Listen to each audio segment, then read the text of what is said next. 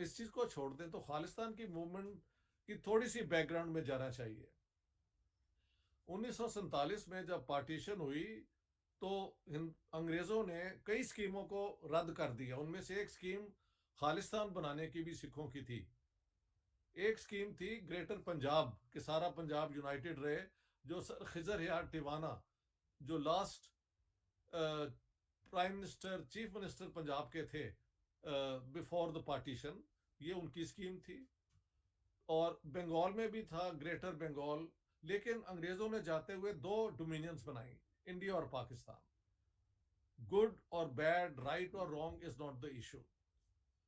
सिखों के यहाँ एक रिजेंटमेंट हुई कि जी हमें अपना एक पंजाबी सूबा दिया जाए। उसकी वजह क्या थी? थोड़ी सी बैकग्राउंड आरजू अगर आप दे दें तो लोग एजुकेट भी होंगे कि यूनाइटेड पंजाब के अंदर जो सिख हैं, ब्रिटिश पंजाब और प्रिंसली स्टेट्स, दो पंजाब की शेप्स थी। अगर हम सिर्फ ब्रिटिश पंजाब में जाएं तो 13.2% थे Sikh population of Punjab. 28 point something were Hindus, schedule caste included, और 57.1% मुसलमान थे। लेकिन ब्रिटिश पंजाब में, which includes Amritsar, which includes Nankana साहब, जो उनकी दो होलियस्ट जगह हैं, वहां पे भी कहीं भी सिख मेजोरिटी में नहीं थे। तो Sikhs were everywhere, more so in central Punjab, लेकिन किसी डिस्ट्रिक्ट में वो मेजोरिटी में नहीं थे। या मुसलमान मेजोरिटी में थे या हिंदू थे, और हिंदू सिख मिल के भी मेजोरिटी बनती थी, लेकिन द सिक्स वर ओनली 13.2%। एक अगर प्रिंसली स्टेट्स इंक्लूड कर ली जाए तो सिखों की परसेंटेज लेस देन 1% इंक्रीज होती थी टू 14.1%। मुसलमानों की हो जाती थी 53.2%, और हिंदुओं की 29 पॉइंट समथिंग उनकी बढ़ जाती थी। सो ये था बैकग्राउंड। खालिस्तान तो तब बन नहीं सका। बाद में वहां पे तहरीकें चली कि जुबान की बुनियाद पे सूबे बनाए जाएं, और वो बनाए भी गए। साउथ इंडिया में 4 सूबे बने, और इलाकों में भी सूबे बने इस तरह ही।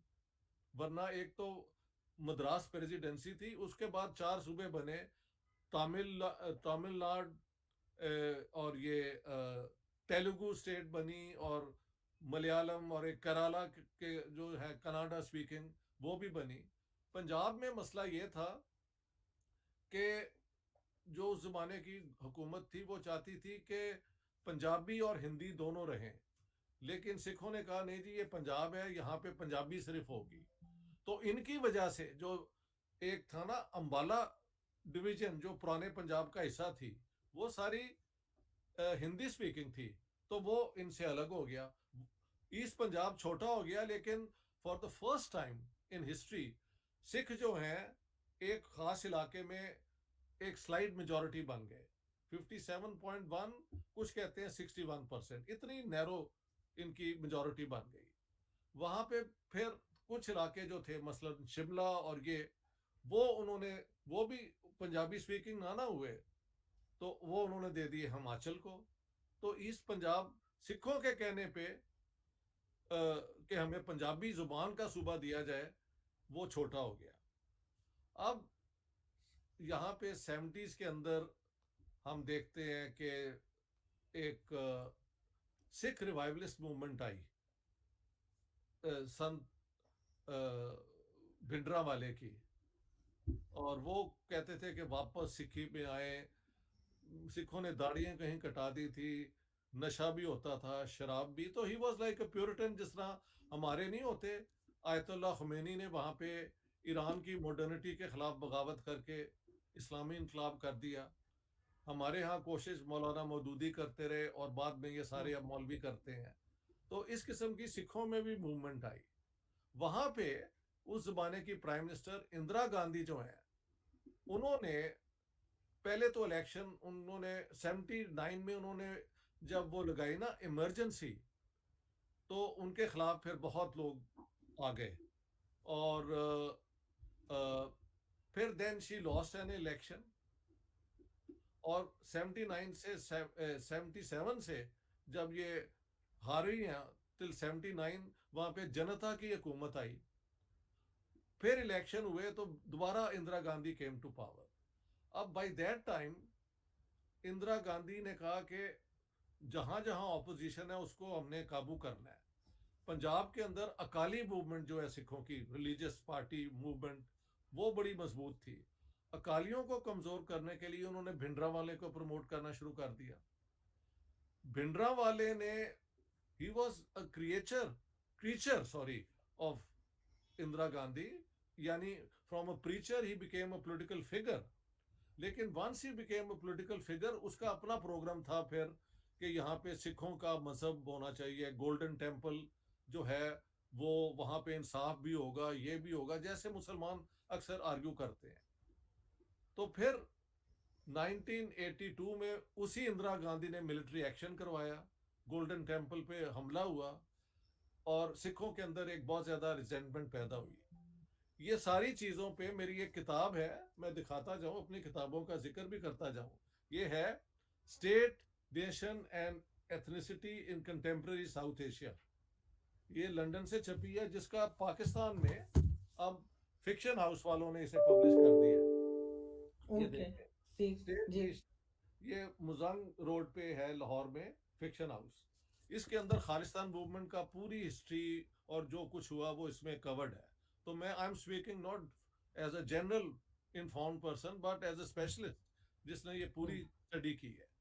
अच्छा, अब इंदिरा गांधी ने जब गोल्डन टेम्पल पे अटैक किया तो सिखों के अंदर रिजेंटमेंट हुई। और क्योंकि भिंडरा वाले ने, हाँ, इधर भिंडरा वालों ने कहा कि हम वापस जाएंगे सिक्खी की तरफ लेके सब सिखों को। उधर से कनाडा और इंग्लैंड में जगजीत सिंह चौहान और आई थिंक क्या नाम था उनका, गंगाराम ढिलन, इस किस्म के लोगों ने खालिस्तान मूवमेंट डिमांड कर दी कि हम खालिस्तान बनाना चाहते हैं, पुरानी मूवमेंट। तो वहां पे एक एग्जाइल हुकूमत भी बन गई यूके के अंदर। मैं जाके उनके मिनिस्टर्स को मिला भी हूँ, minister for defence, minister for this, I mean it was a standing joke. लेकिन जब गोल्डन टेम्पल पे अटैक हुआ तो फिर एक मौका मिला और वो सिखों की बगावत हुई। तो कुछ सिख जो है पाकिस्तान में आके उन्होंने पनाह लेनी शुरू कर दी। यहाँ पे हमारी फिर इंटेलिजेंस सर्विसेज ने उनकी मदद की, इट्स अ फैक्ट। बल्कि मैं उस जमाने में जब पाकिस्तान आया तो मेरे अपने दोस्त जो, वो कहते हैं उस कर्नल को हम मिला सकते हैं जो कोऑर्डिनेट करते हैं सिखों के साथ या सारा कुछ। मैं कहा नहीं यार, I don't want to get into trouble Pakistan और इधर, I don't want to meet this people but I know that this happened. यहाँ पे उनको, वो वहाँ पे लड़ लुड़ के आते थे, यहाँ पे उन्हें सेफ सेंचुरी मिलती थी। एक दफा एक सिखों की डेलीगेशन स्टॉकहोम में आई तो वहां पे एक बंदे ने, सिख ने, बड़ी पीली और कहा कि आपको पता है कि गोल्ड, वो जो है ओवल ऑफिस में प्रेसिडेंट रेगन ने हमें बुला के और कंधे पे या ऐसे करके कहा, boys continue, we are with you. So he was claiming के अमेरिकन भी खालिस्तान मूवमेंट को सपोर्ट कर रहे हैं। But he was drunk, whether this was true or not I don't know. लेकिन पाकिस्तान में उनको सेंचुरी मिल रही है। पाकिस्तान की आर्ग्यूमेंट क्या है कि देखो, ईस्ट पाकिस्तान को तोड़ने में क्योंकि इंडियन इंटरवेंशन है, तो अगर खालिस्तान अगर बनता है और इंडिया टूटता है तो हम अपना बदला ले रहे हैं। इस किस्म की ये मंतक की बुनियाद पे इन्होंने उनकी खालिस्तान की पूरी वो की अपना support. To cut a long story short, ultimately it resulted in, वो क्या कहते हैं, Indira Gandhi being shot dead by her own bodyguards. दोनों सिख थे। और उसके बाद फिर सिखों के ऊपर बहुत हमले हुए, खास तौर पे दिल्ली के अंदर। वो 10,000 कुछ कहते हैं, ऑफिशियली 3,000 सिख मारे गए और बहुत बुरी तरह मारे गए। टायर डाल के उनके गले में आग लगाई गई, ये वो सारा कुछ। तो लेकिन ये, लेकिन उसके हम्म, बाद after all you are fighting a state. जैसे लाल मस्जिद हमारा नहीं था हुआ, इन्होंने बगावत कर दी थी, तो पाकिस्तानी स्टेट को लाल मस्जिद वाले डिफीट कर सकते हैं। इसी तरह इंडियन स्टेट ने फिर पूरी अपनी फोर्स यूज करी और खालिस्तान मूवमेंट स्मैश हो गई। अब ये खालिस्तानी जो है, इनका ज्यादातर होल्ड इंडिया में नहीं है, बल्कि इनका होल्ड जो है कनाडा के अंदर बहुत है और यूके के अंदर हमेशा इनकी एक बेस रही है। That movement has no chance in a million of succeeding Khalistan, just as Islamic हुकूमत पाकिस्तान की आर्मी को डिफीट करके बनेगी ना, अगर खुद वो इस्लामिक स्टेट ना बनाना चाहें, जैसे Musharraf was not in favour of that, तो उन्होंने उड़ा के रख दिया था लाल मस्जिद वालों को। तो ये बैकग्राउंड है। Khalistan movement is there but promoted mainly by Sikhs outside India.